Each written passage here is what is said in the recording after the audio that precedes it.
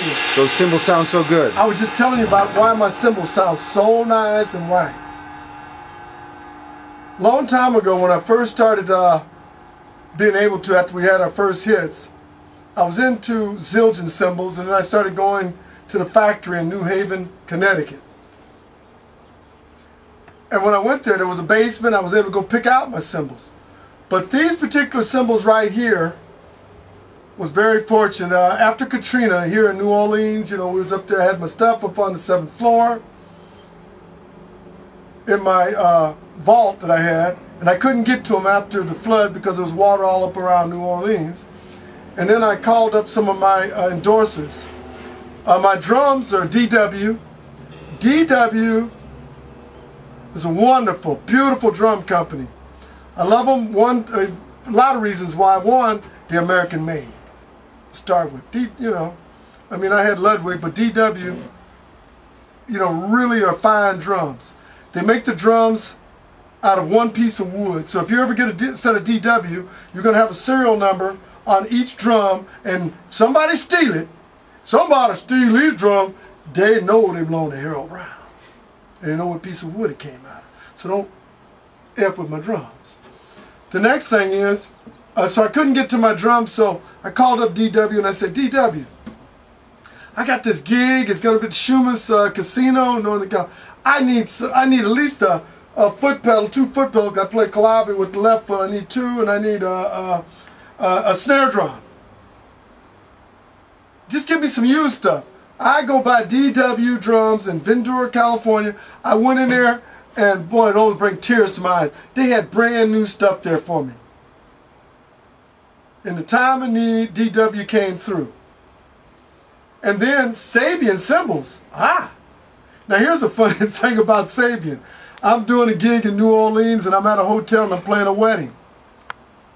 Bobby Booz, who's a representative of Sabian cymbals, he come by my gig at the Montleon Hotel in New Orleans. And who does he have here? Bill Zildjian. Yeah, one of the Zildjian kids. Bill Zildjian comes by, and they were trying to get me, you know, get me to jump from Sabian to Zildjian. And I find out from Bill Zildjian that really Sabian and Zildjian are from the same family. Zildjians were made here in America. Old man Zildjian, they had some cousins, relatives, whatever came over, and they were here. They were machinists. And because they couldn't get their green card, because immigration wasn't right, I'm not going to go into the details about that, they weren't allowed to come into the country, so they went to Canada and they started making Sabian. Sabian is a word that comes from 2 of the kids. I think it was one of the sons and the daughter. That's how they came with Sabian. And Sabian was created and made by the machinists. Zildjian was more of the administrative, more of the marketing, yada, yada, yada. So when he told me that story, I opted and I stuck with Sabian. I'm still a Sabian man. So after the floods at Katrina, I couldn't get to my cymbals, and I had an opportunity. I was invited to go to Sabian Distribution Center there in Burbank, California, and pick out my cymbals. And when I went in, the thing about it, you got to listen to cymbals. Drumming is not just beating on something. Your drums and your cymbals have got to blend into what you're playing, what kind of music you're playing. So when I know, like, the music, like when I'm talking about Lowrider, Why Can't My Friend, Cisco Kid, World is Ghetto, all day music, and yada, yada, yada, and on and on and on, and Don't Let No One Get You Down, and yada, yada, yada, and Spill the Wine, and all that. I think take in consideration the tonality of what I'm playing. So when you listen to my cymbal, you're going to hear certain things.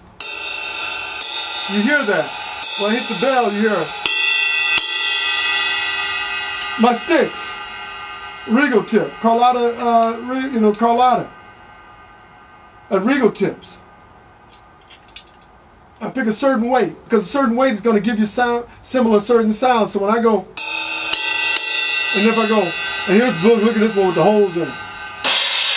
Look at this. And if I play it, I got that from Herman Ernest that played with Dr. John. By the way, he tunes the best drums in the world, Herman Ernest. Check him out, he played with Dr. John. So when I try to get my cymbals, I try to think about a tonality. So when I'm doing something like Slipping in the Darkness,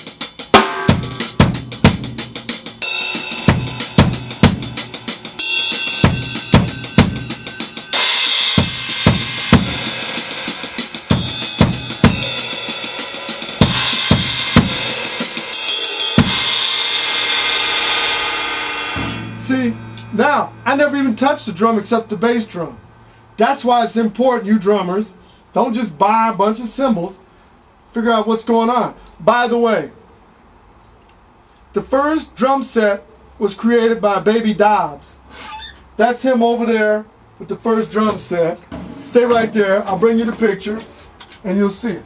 I got this from Tulane University. Baby Dobbs, he was in like 1920s, probably 1923, 27. He took a marching bass drum, a marching drum, Turkish cymbals, and he created the first setup of drums. That's Baby Dobbs. Down in New Orleans, his name is Warren Baby Dobbs Drums. He's the one that came up with the trap set. So all you drummers out there, it wasn't Gene Cooper. I love Gene Cooper and all those cats, but it was Baby Dobbs. So now we're talking about why the cymbals are important to your drum set.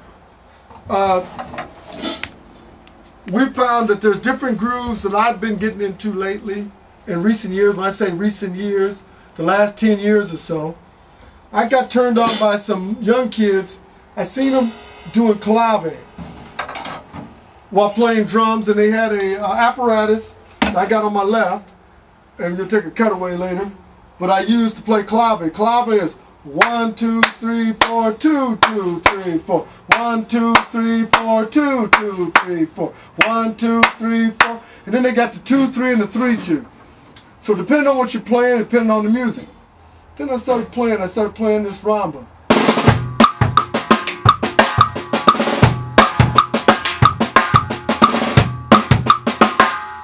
I said, damn, and I started crying like a baby. Then I started putting a little second line to it. I started going.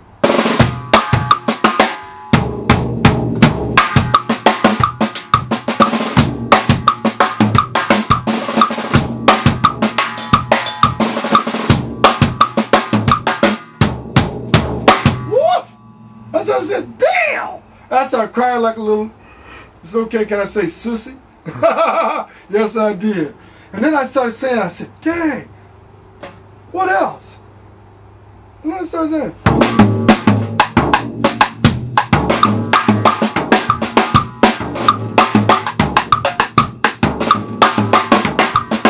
I said, doggone, wait a minute.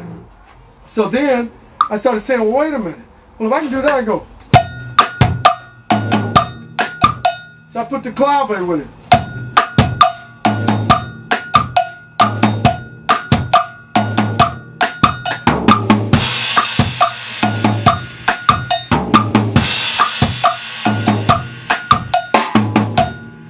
And that's why, you know, all of a sudden our music started changing.